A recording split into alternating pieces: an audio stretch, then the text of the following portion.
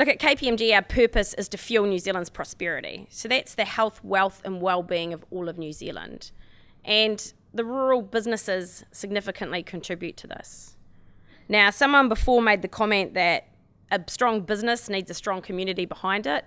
I'm probably going to flip that on its head a little bit, and I'm just going to say that if you have really strong businesses, it's actually going to help you grow stronger communities.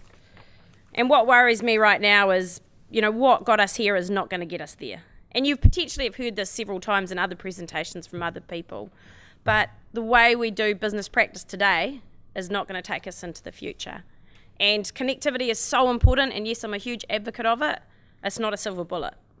You can have all the devices in the world and all the connectivity in the world, and if you don't have good business practices, it's meaningless.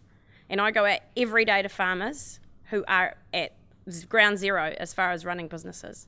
So I'm not trying to come along with a big cloud and say, hey, you're wrong. It's not about saying that. Connectivity is so, so important. And Cole and Dan are perfect examples of we want loads of those sorts of people in the industry, and we're not going to get them without it. But we still need to recognise that right now, we actually don't necessarily have the best businesses within the rural.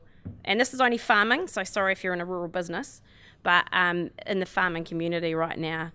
And look, what worries me is I go out to farms and they say, oh, all this new compliance and all these new technologies coming in, all this health and safety, we're never, ever going to be able to get our young people attracted to this business.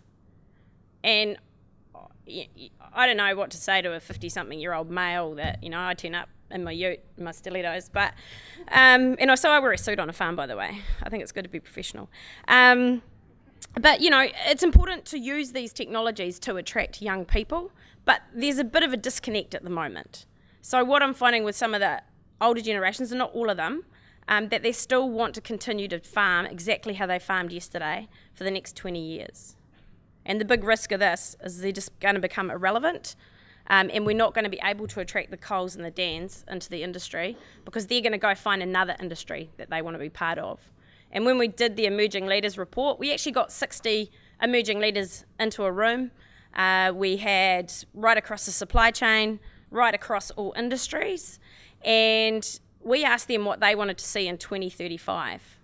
And they told us more technology and better businesses on the farms, and that will attract them to that business. So, I feel like I didn't get the memo that everyone else got, but I just think it's a different way of looking at it, that we just really need to be aware that connectivity is super important, but we can't spend our time using it as an excuse not to run good businesses today, because there's still a lot of good stuff that we can do. And look, it's all going to start totally with mindset. The top 2 inches. It's all about mindset. If we can drive the right mindset and help farmers understand why it's so important for them, then they are going to be better advocates for it. They'll be better advocates for connectivity, and they're going to be better business people because of it. And, perception is really everything. And sometimes it's just that people don't understand. Now, I was completely in awe today hearing about the little robots that hang out in your house. And I've got a couple of single friends in Auckland, and I just thought, shit, that'd be great for them. But and then I won't have to listen to, there's 5 guys to every woman in Auckland. But, my perception of that was always that that's a very cold thing. But then we hear that it's actually a very powerful thing, that people are feeling that they're better connected. And so all of a sudden, my mindset's quite different now. And all of a sudden, I'm thinking, what a great idea. I might get one to do my cleaning, but or for a boyfriend myself. But so I think that it is really important that we do have this adjustment in mindset, and that, look, every day farmers get people driving up the driveway, and David touched on this. They've got people banging down their doors and telling them what they should do and how they should do it. Now, I'm not saying that the people kicking down their doors are wrong, but we just need to step back a little bit and breathe and let the farmers catch up a little bit and show them why it's really important and how this can help them create a more sustainable environment going forward. And the next thing is we kind of need to shift our perception of economics, and I've heard it a bit today, and I do get a bit hissy about it. It's, look, economics isn't dirty. Actually making money isn't wrong. And we can have all the beautiful community intent in the world, and I'll be honest, I'm a Walt Disney girl. I'm all for happy endings and everything being really good, and But we need money to do that. We need money to get this connectivity in. So we do need an economic basis for it, and we shouldn't be afraid of that. And when we get really good businesses running in our rural communities that are pumping out some really good sustainable economics, that's when you're going to start to see healthier communities, better mental health. I was so lucky last year I got to work with Michelle Thompson on a project, and I didn't really have good insight into what was happening medically in the rural communities, and today's been absolutely awesome. The speakers, the doctor stuff is cool. Again, rectal examinations, so many jokes in my head now, but that's actually a really important thing as well, is the mental health of people. Now, my parents have lost every single property they've ever had to mortgagee sale. I have seen firsthand the horrendous pressure and mental damage that it does when people go through this. Now, they didn't just have a heap of bad luck. My parents are beautiful and I love them. I'm really proud of them. But, they made some really dumb decisions and they did some really dumb shit sometimes. And at times there was a bit of bad luck and all that.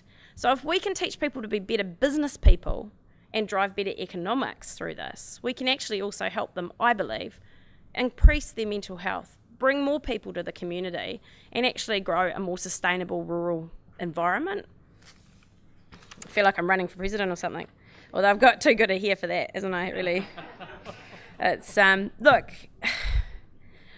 again, I just think that we need to look at it that it's not actually about being worried about businesses making money. And I'm not saying that anyone is, but just every now and then we sort of get the government should do this. And yeah, the government should do that. But, I was just talking with Juliette Jones, awesome name, by the way. And she sort of made a comment, it is quite true. The government's actually you pay tax. So you're still paying for it. It's still about actually creating some sort of self-responsibility and actually stepping up. And I know that the rural communities do this, but there is some big change that's needed, specifically in the farming space around the business side of it. So I just really believe that we need to stop trying to divorce good business, good communities, and actually bring it all together. Because if we have a really good, sustainable economic model for our businesses, farming or not, in our rural communities, we will have safe communities, we will have sustainable communities, and we will have communities that attract young people to come to them. I live in Hamilton. I've been teased for 9 years living there by my friends, and so many horrible things that they say. And although I actually have my best friend, Matt Ryan, moving up from Ashburton, and he teased me for many years about it, and tomorrow he'll be living there, so I'll be down the road from him and teasing the hell out of him now. But it's, I moved there because I wanted to be in a rural community. I used to trade currencies. I lived in Auckland for 10 years. I had a pretty cool life. I don't necessarily remember a lot of it, but it was, but I grew up in Ross on the west coast of the South Island. I rode a horse to school. So for me, it was always about getting back to my roots. It was always getting back to the rural industry. I just took a kind of an interesting journey on the way.